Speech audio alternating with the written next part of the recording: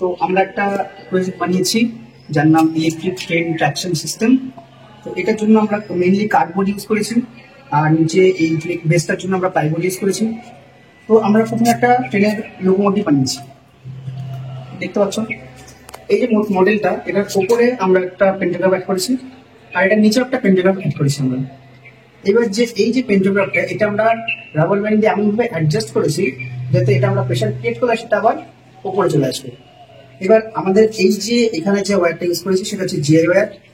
এটা তো সব জায়গায় সমান দেওয়া সম্ভব নয়, আনইভেন রয়েছে, যার কারণে আমরা এই পেন্টাগ্রাফটা এমন সিস্টেমে করেছি যাতে এটা হাইট উঁচু হোক বা নিচু হোক, এটা সবসময় নিজের অ্যাডজাস্টমেন্টেই থাকবে। এইবার কথা হচ্ছে, আমাদের এই যে ট্রেনটা, এটা আমরা 4 ভোল্টের ডিসি গিয়ার মোটর দিয়ে ট্রেন বানিয়েছি।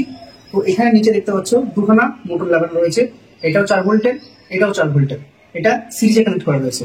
এইবার আমাদের এটা আমরা যে অপারেট করছি সেটার জন্য আমরা এখানে নিয়েছি এসি কারেন্ট, 220 ভোল্টের এসি কারেন্ট। সেটাকে আমাদের প্রথমে স্টেপ ডাউন করে এই 11 ভোল্টে আনার জন্য আমরা এখানে একটা 909 একটা ট্রান্সফর্মার ব্যবহার করেছি।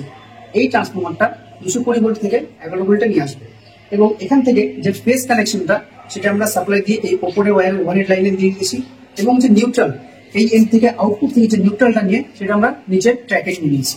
তো মেইনলি আমাদের যে ফেজ কারেন্ট সেটা আমাদের উপরের ওভারহেড লাইন থেকে এই পেন্টোগ্রাফের মাধ্যমে এখান দিয়ে লোকোমোটিভের ভিতরে যাবে, আর নিচের থেকে নিউট্রাল এই পেন্টোগ্রাফের মাধ্যমে এর ভিতরে চলে যাবে। এইবার কথা হচ্ছে, আমাদের 4 ভোল্টের মোটর কিন্তু ভিতরে যাচ্ছে 11 ভোল্টের এসি সাপ্লাই। এবার এখানে একটা কারণ আছে, আমরা এখানে এসি থেকে ডিসি কেন বলি, কারণ ডিসি কারেন্ট যদি আমরা এখানে সাপ্লাই দিতে যাই, এখানে পুরো যে জায়গাটা এখানে আমাদের অনেক পরিমাণে লস হয়ে যাবে, সেই পাওয়ারটা বা যে ভোল্টেজটা পাওয়ার কথা সেটা আমরা পাবো না। এই জন্য আমরা এখানে এসি কারেন্টই ব্যবহার করেছি। এবারে ট্রেনের ভিতরে সবার প্রথমে আমরা ডায়োড দিয়ে বিজেটিভার বানিয়েছি। সেই ডায়োডের বিজেটিভার কাজ হচ্ছে 11 ভোল্টের এসি কারেন্টকে 11 ভোল্টের ডিসিতে কনভার্ট করা। এরপর ফিল্টার, এবার হচ্ছে যে কনভার্ট করার পরে ডিসি তো পুরোপুরি পিওর ডিসি পাওয়া সম্ভব নয়।